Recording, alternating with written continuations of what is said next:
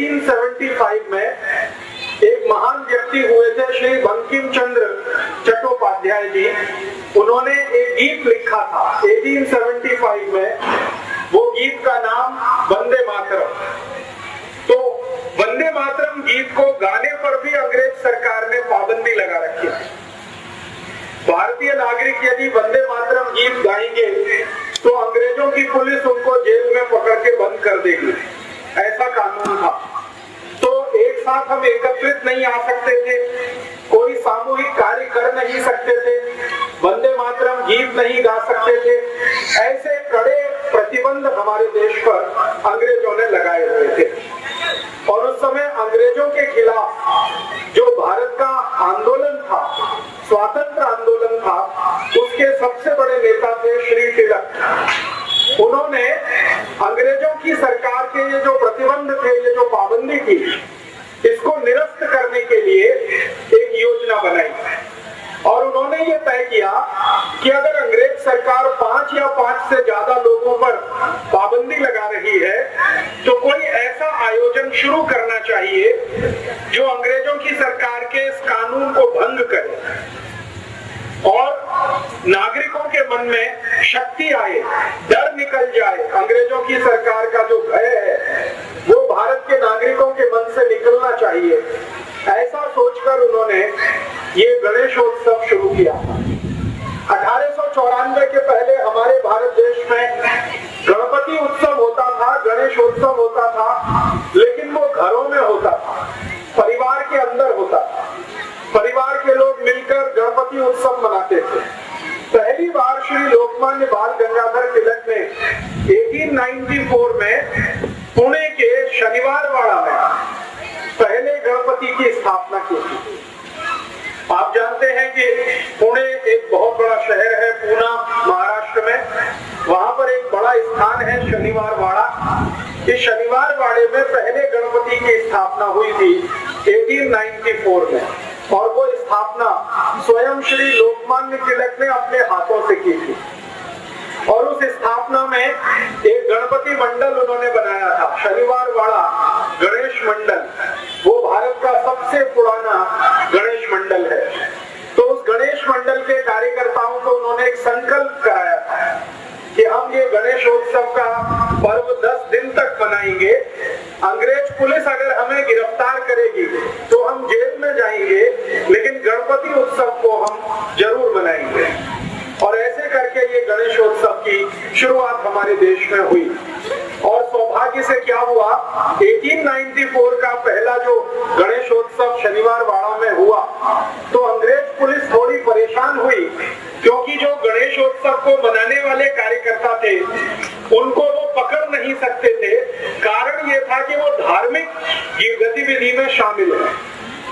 राजनीतिक गतिविधि में अगर वो शामिल होते, कोई पॉलिटिकल एक्टिविटी में होते, तो पुलिस उनको अरेस्ट करती।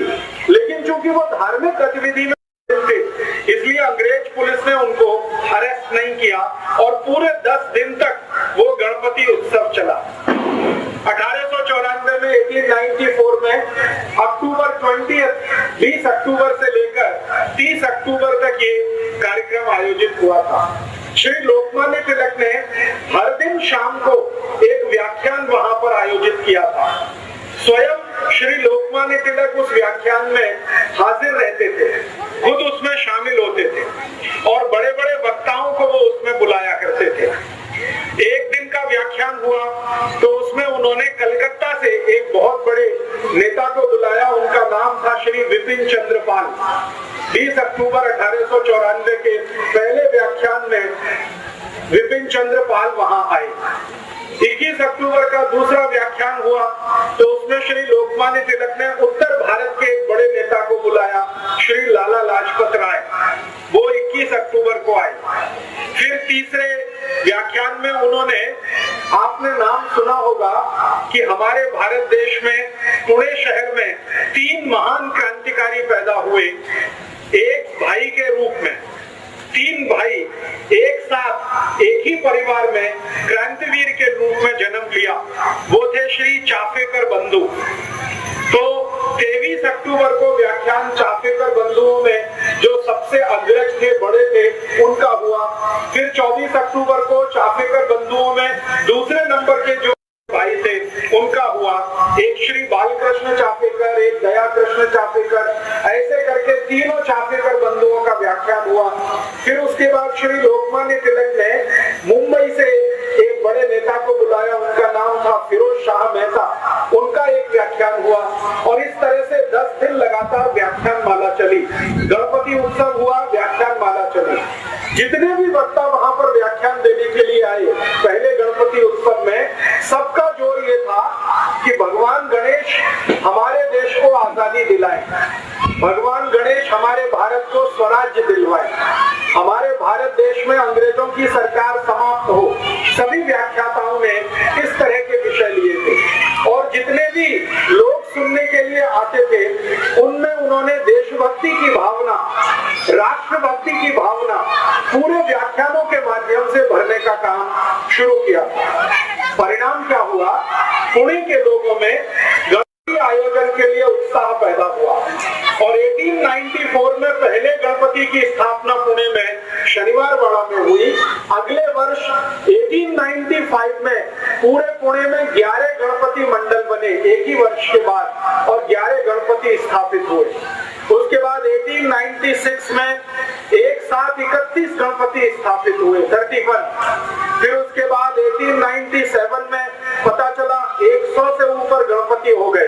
फिर इस तरह से ये संख्या बढ़ती गई और 1898 तक आते आते पुणे से बाहर मुंबई में, पुणे से थोड़ा आगे जाकर अहमदनगर में, फिर पुणे के थोड़ा सा और आगे जाकर नागपुर में, पूरे विदर्भ में ये फैलता ही गया गणपति उत्सव का। और पुणे के आजू बाजू के महाराष्ट्र के सारे बड़े शहरों में ये गणपति की स्थापना जैसे जैसे बढ़ती गई वैसे वैसे भारत देश के लोगों में चेतना भी बढ़ती गई। थोड़े दिन के बाद पता चला कि संपूर्ण महाराष्ट्र राज्य में गणपति आ गए और गणेशोत्सव बहुत जोर शोर से मनाना शुरू हुआ। 1894 के बाद 1904 में, माने सन 1904 में पहली बार लोकमान्य तिलक ने भारतवासियों को ये अपील किया